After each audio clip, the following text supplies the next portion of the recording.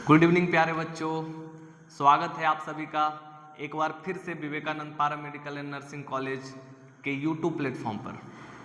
हम लोग अभी तक का ब्लड का बहुत सारा टॉपिक पढ़ चुके हैं और आज मैं ब्लड के अंदर जो ब्लड सेल, कल हम लोग ब्लड सेल देखे थे, आज ब्लड सेल में आरबीसी को हम लोग देखेंगे। आरबीसी के बारे में देखेंगे कि हमारे बॉडी में कितना आरबीसी का अमाउंट होता है, ठीक है, और आरबीसी का स्ट्रक्चर क्या है, मतलब मॉर्फोलॉजी क्या है। उसके बाद हम देखेंगे कि हमारे बॉडी में हर एक दिन कितना ब्लड का डेथ होता है और वो डेथ होता है तो आखिर हमारे बॉडी में होता क्या है।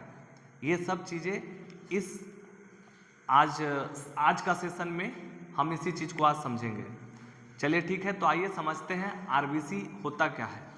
तो अब हम लोग ब्लड सेल का आरबीसी वाला पार्ट को देखते हैं। आरबीसी का दूसरा नाम यहाँ देखिए, आरबीसी को बहुत नाम से हम लोग जानते हैं, जैसे इरिथ्रोसाइट्स भी जानते हैं उसके नाम से, कॉर्पोसल्स भी जो होता है उसको भी आरबीसी का दूसरा नाम हुआ, हेमेटाइट्स भी बोल सकते हैं या इरिथ्रोइड सेल्स भी बोल सकते हैं। ये सब आरबीसी का नाम ही है।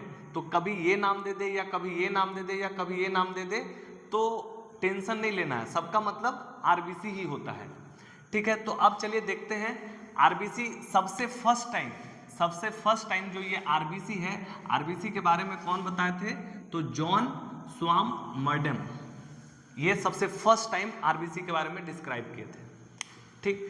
अब देखिए दूसरा पॉइंट है कि हमारे बॉडी में बोला जाता है कि हमारे बॉडी में आरबीसी, सबको पता है कि ब्लड का टोटल अमाउंट सबको पता है कि ब्लड जो होता है वो 5 से 6 लीटर होना चाहिए, लेकिन आरबीसी तो हम बताए थे, क्या बताए थे कि जैसे ब्लड है तो ब्लड कितना होना चाहिए, 5 से 6 लीटर। तो इसमें बहुत सारा चीज था ना, कंपोजिशन में बताए थे, प्लाज्मा भी होता है और ब्लड सेल भी होता है, जो कि प्लाज्मा कितना हो रहा था, आधा से ज्यादा, तो आधा से जो कम है मतलब 45% क्या था, ब्लड सेल, तो वही ब्लड सेल में से ही आरबीसी था और डब्ल्यूबीसी था।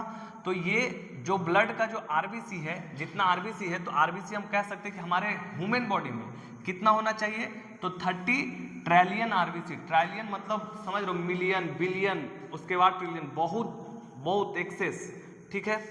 फिर देखिए दूसरा चीज कि हमारे बॉडी में आपको सबको पता है कि आरबीसी का जो लाइफ साइकिल होता है वो 120 डेज होता है। कितना होता है, 120 डेज। 120 डेज के बाद फिर क्या होता है, उसका ब्रेकडाउन हो जाता है, वो टूट जाता है, ठीक है। तो हर एक दिन ब्लड का ना, कितना भी ब्लड हो, उसका आरबीसी का 120 डेज तो जरूर होता होगा। तो कितना का होता है, 1%। जितना हमारे बॉडी में आरबीसी है उसका 1% जो ब्लड है वो डेली 120 दिन उसका हो जाता है, जिसके वजह से वो क्या हो जाता है, डेड हो जाएगा। कितना, 1%। जितना हमारे बॉडी में ब्लड में आरबीसी है उसका 1% डेली डेड करना होता है, ठीक। तो ब्लड तो अपने आप में वो आरबीसी 100% हो गया, 100% का 1% जो है वो डेली डेड करेगा। फिर देखिए ये जो डेड होगा, ये आखिर डेड होने के बाद जाएगा कहाँ, ब्लड जब डेड हो गया, 120 दिन हो गया उसका, उसके बाद वो 1% डेली ब्लड का एक्सपायरी डेट हो जाता है, वो आखिर जाता कहाँ है, उसको हम फर्दर नेक्स्ट स्लाइड में देखेंगे, ठीक है। अभी देख रहे हैं फिर अगला क्या है, अप्रोक्सीमेटली 2.4 मिलियन। जैसे आपके दिमाग में होगा कि 120 दिन तो ब्लड का होगा, तो वो तो डेथ किया ही, लेकिन हमारे बॉडी में प्रत्येक दिन कितना ब्लड बनता है, अगर कोई पूछे कि हमारे बॉडी में कितना ब्लड बनता है, तो देखिए यहाँ पे लिख दिए हैं कि approximately 2.4 million daily new RBC का प्रोडक्शन होता है। कितना, हर 1 सेकेंड में, 1 सेकेंड में इतना मिलियन आरबीसी हमेशा फॉर्म होता है। मतलब मिलियन है, दैट मीन्स कि 1 मिलियन में होता है 10 लाख। 1 मिलियन इक्वल टू होता है, 1 मिलियन इक्वल टू 10 लाख होता है। 10 लाख यहाँ पे कितना है, 2.4 मतलब कि 24 लाख न्यू आरबीसी 1 सेकेंड में, ह्यूमन बॉडी में हर 1 सेकेंड में 24 लाख न्यू आरबीसी का फॉर्मेशन होता है। फिर क्या है, RBC take an average 20 second to complete 1 cycle of circulation. मतलब हमारे बॉडी में तो बहुत सारा आरबीसी का अमाउंट है, तो आरबीसी जो है, एक आरबीसी पूरे बॉडी में 20 सेकेंड में सर्कुलेट कर लेता है, 20 सेकेंड में पूरे बॉडी में सर्कुलेट कर लेता है। और दूसरा चीज कि जो आरबीसी होता है वो कैसा होता है, नन न्यूक्लिएटेड होता है, जबकि हमको पता है कि आरबीसी क्या है, एक तरह का सेल है, और कोई भी सेल है तो उसमें न्यूक्लियस प्रेजेंट होना चाहिए। ये न्यूक्लियस का, ये सेल का कैरेक्टरिस्टिक्स होना चाहिए। लेकिन ये एक्सेप्शन है, आरबीसी जो है ये नन न्यूक्लिएटेड होता है। लेकिन हम ये भी आपको बता देते हैं कि जिस समय आरबीसी बनता है, सबसे फर्स्ट टाइम में जिसमें फॉर्मेशन होता है, उस समय आरबीसी में न्यूक्लियस प्रेजेंट होता है। बट वो हम फिर आगे बताएंगे कि 7 दिन के अंदर, जैसे हम चलिए अभी यहीं पे बता देते हैं कि आरबीसी का जो फॉर्मेशन होता है, तो सबसे पहला जो बनता है उसको बोलते हैं प्री इरिथ्रोब्लास्ट। प्री इरिथ्रोब्लास्ट, इस समय इसके अंदर आरबीसी के अंदर न्यूक्लियस प्रेजेंट होता है। जैसे हम लोग एडल्ट हुए तो सबसे पहले हम लोग क्या होता है, सबसे पहला होता है न्यू बॉर्न बेबी, फिर इन्फेंट, जैसे जैसे उसका साइज बढ़ा गया वैसे वैसे उसका नाम चेंज हो जाता है। उसी तरह जब शुरू में जब आरबीसी बनता है तो उसको हम लोग बोलते हैं प्री इरिथ्रोब्लास्ट, सबसे फर्स्ट फेज। फिर जब ये और मैच्योर होगा तो इसका नाम चेंज होते चल जाएगा। तो एक फेज आता है प्री इरिथ्रोब्लास्ट से इरिथ्रोसाइट्स बनता है, इरिथ्रोसाइट्स। ये बनने में 7 डेज लगता है। 7 डेज के अंदर ये क्या क्या चेंजेस होगा, जैसे हम लोग बोलते हैं ना कि न्यू बॉर्न बेबी जो है वो कितना दिन का होना चाहिए, इन्फेंट कितना दिन को बोलेंगे, उसके बाद फिर टोडलर कितना दिन को बोलेंगे। उसी तरह से यहाँ जो ब्लड है, पहले बनेगा प्री इरिथ्रोब्लास्ट, फिर बनेगा ये इरिथ्रोसाइट्स। इसमें कितना दिन लगेगा समय, 7 डेज। तो जो 7 डेज जो लेता है, इसके अंदर जो उसका जो नाम चेंज होता है, यहाँ पे न्यूक्लियस स्कैप कर जाता है। न्यूक्लियस जो है वो स्कैप कर जाएगा, कब, तो हम लोग बोलते हैं नॉर्मोब्लाज्म। नॉर्मोब्लाज्म जो होता है एक फेज है प्री इरिथ्रोब्लास्ट का, जहां पे न्यूक्लियस स्कैप कर जाएगा, वहां से न्यूक्लियस हट जाएगा। और उसके बाद नॉर्मोब्लाज्म के बाद आता है रेटिकुलोसाइट्स। रेटिकुलोसाइट्स, यहाँ पे क्या होगा, हेमोग्लोबिन इस आरबीसी के अंदर प्रेजेंट हो जाता है और न्यूक्लियस जो है वो स्कैप कर जाएगा। अगर कोई पूछे कि न्यूक्लियस क्या आरबीसी में होता है, तो जी हाँ, शुरू टाइम में आरबीसी में न्यूक्लियस प्रेजेंट होता है, बट वो मैच्योर होते होते उसी के बीच में एक नॉर्मोब्लाज्म एक फेज आता है, जहां पे क्या होता है, न्यूक्लियस स्कैप कर जाता है। और जब रेटिकुलोसाइट्स में जब कन्वर्ट न्यूक्लियस स्कैप होगा और उसके जगह हेमोग्लोबिन प्रेजेंट हो जाएगा, और उस फेज को बोलेंगे रेटिकुलोसाइट्स। उसके बाद ये क्या बन जाएगा, इरिथ्रोसाइट। जब मैच्योर हो जाएगा तो इरिथ्रोसाइट्स। जबकि हम पहले आप लोग को बता चुके हैं कि जिस नाम में ब्लास्ट हो वो इमैच्योर होता है, और जिस नाम में ये साइट्स लगा हुआ है वो मैच्योर होता है। ये फंक्शन करने के लायक होगा और ये फंक्शन करने के लायक नहीं होगा। फिर देखिए एक और पॉइंट क्या लिखे हैं कि आरबीसी सरफेस कंटेन एंजाइम, जिसको बोलते हैं ग्लूकोज 6 फॉस्फेट डिहाइड्रोजिनेज। तो चलिए देखते हैं, ये जैसे मान लीजिए कि ये आरबीसी है, ये क्या है, आरबीसी। तो इसका जो सबसे ऊपर का जो सरफेस है, इसके ऊपर क्या प्रेजेंट रहता है, इसके ऊपर प्रेजेंट रहता है G6DP और पायरुवेट इसके ऊपर प्रेजेंट होता है। इसका काम क्या है, तो इसका काम है प्रोटेक्शन देना, प्रोटेक्शन का काम करता है। जैसे आपको हम बता रहे हैं कि जैसे हमारा बॉडी है तो स्किन क्या कर रहा, हमारा प्रोटेक्शन का काम कर रहा, जो ऊपर का लेयर है।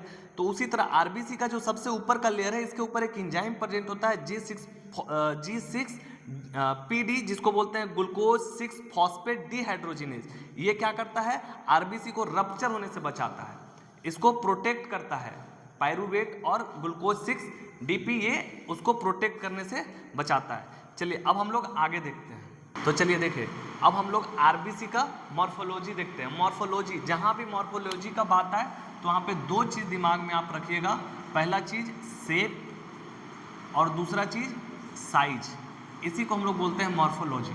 तो सबसे पहला हम लोग आरबीसी का मॉर्फोलॉजी में क्या देखेंगे, शेप। तो आरबीसी का कैसा शेप होता है, तो इसका डिस्क शेप होता है, या बाइकॉनकेव बोल सकते हैं, या डम्बेल बोल सकते हैं। बाइकॉनकेव का मतलब क्या होता है, तो आप लोग पढ़े होंगे, आप लोग क्या पढ़े होंगे कि जैसे देखिए, इसको हम लोग बोलते हैं कॉन्वेक्स और इसको हम लोग बोलते हैं कॉनकेव। इसको हम लोग पढ़े हैं ना, कॉन्वेक्स लेंस और ये कॉनकेव लेंस। तो ये बाइकॉनकेव मतलब 2 कॉनकेव बना दें, 2 कॉनकेव बना दिए, तो ये जो बीच का जो आपको स्ट्रक्चर दिख रहा, इसी को हम लोग बोलते हैं बाइकॉनकेव। मतलब 2 कॉनकेव का बीच का जो पार्ट है उसके जैसा।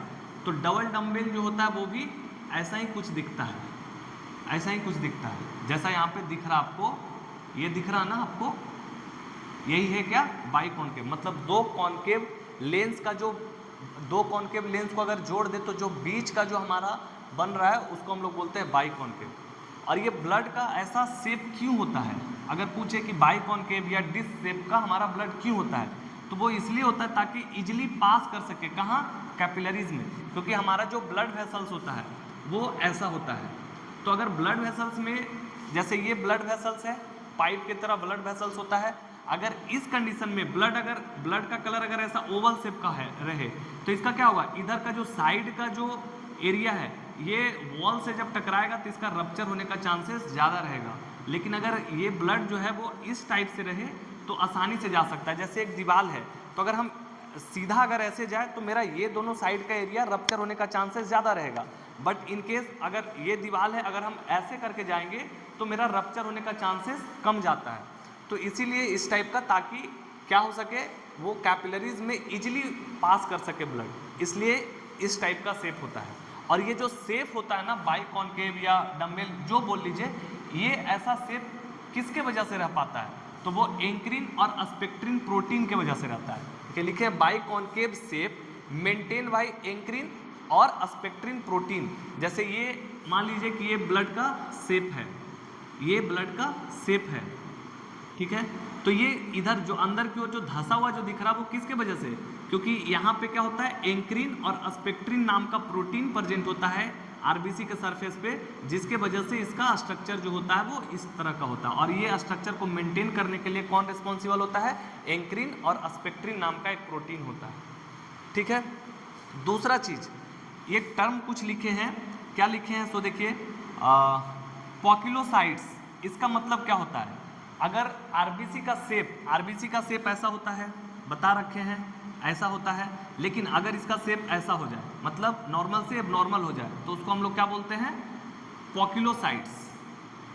और एनिसोसाइटोसिस क्या होता है, अगर जो आरबीसी का साइज है, यहाँ पे क्या शेप में डिफरेंस आ रहा था, यहाँ पे अगर साइज में कोई डिफरेंस आ जाए, साइज देखिए अभी बता रखे हैं यहाँ पे, मॉर्फोलॉजी है, शेप बताए हैं, साइज क्या होता है इसका, तो अगर साइड व्यू से अगर देखें तो इसका जो डायमीटर होता है वो 7.5 माइक्रोमीटर होता है, और इसका जो इधर का जो दिख रहा है आपको लेंथ, ये 2 माइक्रोमीटर का होता है, ठीक। तो अगर इसमें अगर कोई वेरी हो जाए तो उसको हम लोग बोलेंगे एनिसोसाइटोसिस, ठीक है। एक और देखिए, एक पॉइंट जो इम्पोर्टेंट पॉइंट है, क्या है, एपोप्टोसिस क्या होता है और नेक्रोसिस क्या होता है। तो एपोप्टोसिस का मतलब होता है कोई भी सेल का अगर नेचुरली डेथ हो तो उसको हम लोग बोलते हैं एपोप्टोसिस। जैसे एज ए एग्जांपल, आरबीसी का 120 डेज हो जाए, आरबीसी का लाइफ साइकिल कितना है, 120 डेज, अगर इसका 120 डेज होगा तो ये नेचुरली डेथ हो जाएगा, तो इसको हम लोग बोलेंगे एपोप्टोसिस, ठीक है। तो कोई भी सेल का अगर नेचुरल डेथ हो रहा तो उसको हम लोग बोलेंगे एपोप्टोसिस, या उसको हम लोग बोल सकते हैं सेल सुसाइड। 120 दिन हो जाएगा, सेल खुद ब खुद अपना सुसाइड कर लेगा, तो उसको हम लोग क्या बोलेंगे, एपोप्टोसिस। लेकिन नेक्रोसिस किसको बोलते हैं, नेक्रोसिस का मतलब होता है सेल मर्डर या अनऑर्गेनाइज सेल डेथ। मतलब इसमें पता नहीं होता है कि सेल का अब डेथ होने वाला है, इसमें तो पता है आपको कि 120 डेज उसका लाइफ साइकिल है, तो उतना दिन पे उसको डेथ करना ही है, बट इसमें ऐसा चीज नहीं है। इसमें क्या होगा, सेल मर्डर का मतलब क्या, सेल मर्डर का मतलब ये कि कोई तरह का इन्फेक्शन हो गया, कोई भी तरह का इन्फेक्शन हो गया, इस कंडीशन में क्या होगा, सेल को जो किसी भी जिस वजह से उसका इन्फेक्शन होगा तो वो सेल का क्या करेगा, मर्डर करेगा, तो उसको हम लोग सेल मर्डर भी बोल सकते हैं। या कोई तरह का शॉक हो जाए, या कोई तरह का आपका कोई ट्रॉमा हो जाए, कोई भी ट्रॉमा हो जाए, तो ट्रॉमा वाला कंडीशन में क्या होगा, हैवी लॉस ऑफ ब्लीडिंग, तो उसका क्या कर रहे हैं हम लोग, सेल का मर्डर कर रहे हैं, ठीक है। क्यों, आरबीसी भी क्या है, एक तरह का सेल ही तो है, क्योंकि हम पहले ही बता रखा है कि ब्लड जो होता है वो एक तरह का कनेक्टिव टिश्यू है, और टिश्यू है तो फिर वो सेल से मिलकर बना है, तो आरबीसी भी क्या है, सेल है। तो सेल का अगर हम लोग मर्डर कर रहे हैं या उसको पता नहीं है, जैसे कोई तरह का इन्फेक्शन अगर हो जाए तो उसमें ब्लड का डेथ होना, उसको हम लोग नेक्रोसिस बोलेंगे।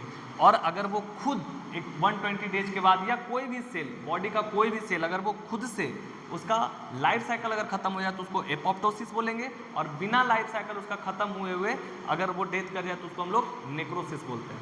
चलिए अब हम लोग नेक्स्ट टॉपिक देखते हैं। आरबीसी का नेक्स्ट टॉपिक है क्या? Life span of RBC. अभी हम बताए थे एपोप्टोसिस, और वो मतलब कि 120 दिन के जिसका भी लाइफ साइकिल होता है, तो लाइफ साइकिल आरबीसी का कितना होता है? तो सबसे पहला एडल्ट में 120 डेज होता है, ये सबको पता होगा। लेकिन जो बच्चा जिसमें जन्म लिया है, अगर वो फुल टर्म कहने का मतलब ये है कि 37 to 42 वीक पे अगर बच्चा हुआ तो उसको हम लोग बोलते हैं फुल टर्म बेबी।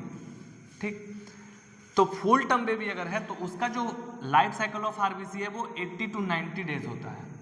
बट अगर प्री टर्म बेबी है, मतलब 37 वीक से पहले का है बच्चा, तो उसको हम लोग बोलेंगे प्री टर्म बेबी।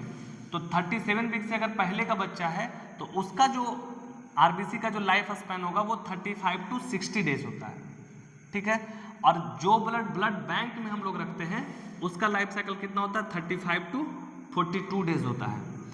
लेकिन जब अगर वॉश्ड आरबीसी क्या होता है, जैसे मान लीजिए कि किसी का भी ब्लड बाहर निकाले और उसको निकाल के हम लोग डायलिसिस से या जिस चीज़ से भी उसको अगर वॉश कर देते हैं, प्योरीफाई कर देते हैं, उसमें से जितना टॉक्सिक चीज़ है वो सब अगर हटा देते हैं, तो अगर वॉश करके अगर आरबीसी को अगर हम लोग देखें तो उसका जो आरबीसी का लाइफ स्पैन होता है वो 28 डेज का हो जाता है। ठीक है, उसके बाद देखिए एक नोट हम लिखे हैं। नोट क्या लिखे हैं कि ये जो 120 दिन है या 80 से 90 दिन है, इसके बाद उसका लाइफ स्पैन कैसे खत्म हो जाता है, मतलब वो ब्लड कैसे डेड कर जाता है। तो सबसे पहला चीज कि जो आरबीसी जो होता है, एडल्ट का भी बता रहे हैं हम कि एडल्ट का या किसी का भी हो, जब जिसका समय हो जाता है तो वो कैसे डेड करता है वो मैं अभी बता रहा हूँ। कि जैसे मान लो कि एडल्ट में 120 दिन हो गया आरबीसी का, तो ये क्या हो जाएगा? फ्रैजिल हो जाएगा। क्यों? क्योंकि देखिए ये बॉडी में ऐसे मूवमेंट करते करते घूमते इसका जो लेयर जो ऊपर वाला होता है ना, वो थोड़ा वीक हो जाता है, मतलब जो इसका सेल मेम्ब्रेन है वो थोड़ा वीक हो जाएगा। और वीक होने के वजह से क्या होगा कि उसके अंदर पानी चला जाएगा, क्योंकि वो पूरा मूवमेंट कर रहा है तो ब्लड के अंदर पानी भी है, तो उसके अंदर क्या होगा? Emerge hypotonic saline by osmosis. Hypotonic क्या होता है वो आपको आईवी फ्लूइड में पढ़ना है। ठीक है, तो यहाँ पे क्या होगा कि जो पानी है वो आरबीसी का मान लीजिए ये है, ये मूवमेंट करते करते जो इसका सेल मेम्ब्रेन है ये थोड़ा वीक हो जाता है। वीक होने की वजह से क्या होगा? इसके अंदर पानी घुस जाएगा, आसानी से इसके अंदर वाटर चलाएगा, जिसके वजह से क्या होगा कि जो इसका जो शेप है, शेप ब्लड का चेंज हो जाएगा। और हम अभी आपको बता रहे थे कि जो ब्लड वेसल्स है उसमें ब्लड कैसे रहता है? ऐसे रहता है, तो आसानी से इसके अंदर चला आता है। लेकिन अब इसके अंदर पानी घुस गया, तब ये क्या हो जाएगा? फूल जाएगा। फूल जाएगा तो क्या होगा? इसका इधर का जो मेम्ब्रेन है वो रप्चर हो जाएगा। ठीक है, तो यही चीज यहाँ पे भी होता है कि उसके अंदर पानी जाएगा। उसके बाद देखिए लिखे हैं वाटर इंटर इन सेल, और सेल क्या हो जाएगा? ब्रस्ट कर जाएगा। कैसे? इसका साइज बड़ा हो गया, अब इधर उधर जब टकराएगा तो इसका सेल मेम्ब्रेन रप्चर कर जाएगा, तो ये ब्रस्ट हो गया। उसके बाद अगर वो ब्रस्ट होगा तो फिर वो क्या निकलेगा? हीमोग्लोबिन बनेगा। अभी हम फिर बताएंगे इसका जो लाइफ साइकिल जो होता है ना आरबीसी का, वो अभी हम बताएंगे। ठीक है, ये होता है क्या? जब ब्लड का जो लाइफ स्पैन है वो, और ये लाइफ स्पैन के बाद ये ब्लड का कैसे डेड होता है वो ये चीज़ में समझाएं। अब नेक्स्ट हम लोग देखते हैं। चलिए अब हम लोग देखते हैं लाइफ साइकिल ऑफ आरबीसी, मतलब कि जब आरबीसी का 120 दिन पूरा हो जाता है, तो अभी बताए थे कि 120 दिन के बाद हमारे बॉडी में क्या होता है? ब्लड का फ्रैजिल, और उसके बाद फिर क्या होता है? उसके अंदर पानी चला जाता है, उसके बाद वो टूट जाता है, रप्चर कर जाता है। तो रप्चर होने के बाद हमारे बॉडी में क्या होता है? तो जब ब्लड टूटेगा, आरबीसी जब टूटेगा तो क्या बनेगा? दो पार्ट में बटेगा, हीम और ग्लोबिन। जो आरबीसी है वही जब टूट जाता है 120 दिन के बाद, तो वो दो पार्ट में टूटता है, हीम और ग्लोबिन।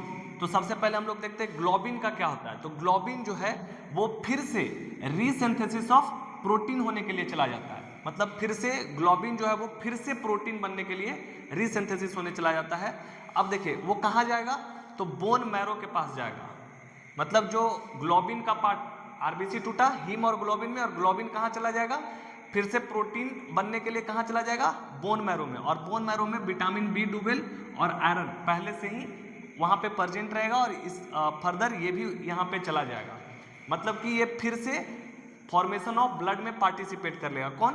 ग्लोबिन। इसका कोई भी पार्ट, मतलब जो ग्लोबिन वाला जो पार्ट है, इसका कोई दिक्कत नहीं है। ये क्या करेगा, फिर से ब्लड का फिर से रीसिंथेसिस होने के लिए चला जाएगा। और जो हीम का जो पार्ट है, हीम का पार्ट क्या होगा, तो हीम जो है वो फर्दर दो पार्ट में डिवीजन हो जाता है। पहला फेरस और दूसरा वाइलीवर्डिन। ये दो चीज, हीम ग्लोबिन का कोई फॉर्म नहीं टूटा, वो सीधा प्रोटीन होने के लिए बोन मैरो के पास चला गया। और हीम का जो पार्ट है वो फर्दर दो पार्ट में टूटा। किसमें? पहला फेरस और दूसरा वाइलीवर्डिन। वाइलीवर्डिन क्या होता है, तो ये ग्रीन बाइल पिगमेंट, आपको पहले बता रखे हैं कि आरबीसी में ब्लड का कलर कैसा होता है, रेड। क्यों? क्योंकि हेमोग्लोबिन में पोरफायरिन पिगमेंट प्रेजेंट होता है, तो वो भी हेमोग्लोबिन। तो हीम वाला जो पार्ट ये है और ग्लोबिन वाला पार्ट वो है। तो हीम कैसा रखता है, उसमें हीम के ही पार्ट में पिगमेंट प्रेजेंट है। तो कौन सा पिगमेंट प्रेजेंट कहाँ प्रेजेंट है, तो वाइलीवर्डिन वाला जो ये है उसमें। तो उसमें देखिए कैसा, तो ग्रीन बाइल पिगमेंट प्रेजेंट होता है। ठीक, अब देखिए ये जो वाइलीवर्डिन है ये बाइलीरुबिन में कन्वर्ट कर जाएगा। कब? लीवर में जाने से पहले, before entering in liver. Liver में जाने से पहले। देखिए आपको एक बात बताए थे हम कि प्लाज्मा में एक प्रोटीन का नाम बताए थे, एल्बुमिन। एल्बुमिन के बारे में बताए थे कि जो ब्लड होता है वो स्प्लीन, हम लोग स्प्लीन में ग्रेवयार्ड ऑफ सेल बोलते हैं ना, तो स्प्लीन में ब्लड का जब टूटना होता है तो जो हीम का जो पार्ट है वो कौन, जो प्लाज्मा का प्रोटीन जो हम लोग बताए थे, कौन सा प्लाज्मा में कौन सा प्रोटीन बताए थे, एल्बुमिन। एल्बुमिन का पार्ट क्या करता है, जो हीमोग्लोबिन जो टूट रहा था हीम वाला पार्ट, वो स्प्लीन से लीवर में लेके आने का कोशिश कर रहा। तो देखिए यहाँ भी क्या हो रहा, वाइलीवर्डिन, ये जो बाइलोरुबिन है, बाइलोरुबिन को लीवर में लेके आएगा। कौन लेके आएगा, तो एल्बुमिन का पार्ट, एल्बुमिन प्लाज्मा प्रोटीन का एल्बुमिन का पार्ट। तो लाने से पहले बीच रास्ते में क्या होगा, बाइलीवर्डिन जो है वो बाइलोरुबिन में कन्वर्ट हो जाएगा। क्यों? क्योंकि देखिए ये बाइलोरुबिन, जिसमें बाइलीवर्डिन बाइलोरुबिन में चेंज हुआ, उस समय क्या होगा कि इसमें नॉन वाटर सॉल्युबल रहता है, मतलब इसमें वाटर का कोई भी कंटेंट नहीं होता है, जिसके वजह से इसको हम लोग बोल सकते हैं कि अनकॉन्जुगेटेड रहता है। ठीक, जब ये लीवर के पास जब चलाएगा तो लीवर के पास पहले से प्रेजेंट होता है यूरिडीन डाइफॉस्फेट। ये यूरिडीन डाइफॉस्फेट क्या करेगा, लीवर में ये यूरिडीन डाइफॉस्फेट पहले से प्रेजेंट है, ये बाइलोरुबिन के साथ मिल करके और जो टॉक्सिक था, मतलब जो नॉन वाटर सोलुबल था, अब उसके साथ क्या कर देगा, वाटर सोलुबल कर देगा, जिसको हम लोग कॉन्जुगेटेड बोल सकते हैं, और उसको लेस टॉक्सिक कर देगा। कब? जब लीवर का यूरिडीन डाइफॉस्फेट बाइलोरुबिन में मिल जाएगा तब। फिर क्या होगा, ये कन्वर्ट हो गया बाइलोरुबिन में, क्योंकि अब ये लीवर में चला आया। अब लीवर से क्या, इंटेस्टाइन में चला जाएगा, स्मॉल इंटेस्टाइन, वहाँ से लीवर रहता है। जैसे देखिए ये लीवर का पार्ट है, ये मान लीजिए लीवर का पार्ट है। अब यहाँ पे ये स्टोमिक का पार्ट हो गया। अब ये लीवर से बाइल जूस आता है ना, बाइल जूस, तो ये सब कहाँ ओपन होता है, इंटेस्टाइन वाला पार्ट में। तो इंटेस्टाइन वाला पार्ट में कहाँ, इंटेस्टाइन वाला पार्ट में आ गया कौन, बाइलोरुबिन। अब यही बाइलोरुबिन कहाँ चला जाएगा, फिर स्मॉल इंटेस्टाइन में। यहाँ पे ये इंटेस्टाइन है, स्टोमिक के बाद ये इंटेस्टाइन है, तो यहाँ से इसका जो बाइल वाला एरिया जो खुला हुआ है, लीवर गॉल ब्लैडर, और ये डोडेनम वाला पार्ट में खुला हुआ है, वहाँ से चला जाएगा कौन सा पार्ट में, जेजुनम का पार्ट में। और जेजुनम में क्या होता है कि बहुत सारा फ्लोरा प्रेजेंट होता है, जो हम लोग के बॉडी में जरूरी है, फ्लोरा। वो फ्लोरा क्या करता है, फर्दर जो बाइलोरुबिन का जो पार्ट है, इसको दो पार्ट में तोड़ देता है। कौन कौन सा, एक अस्टेरिकोबिलिनोजेन में और यूरिकोबिलिनोजेन में। जो कि अस्टेरिकोबिलिन जो है वो फर्दर जेजुनम से फिर चला जाएगा ब्लड में, और फिर वो ब्लड से फिर जाएगा कहाँ, ये यूरिकोबिलिन स्पेलिंग रॉन्ग है जी,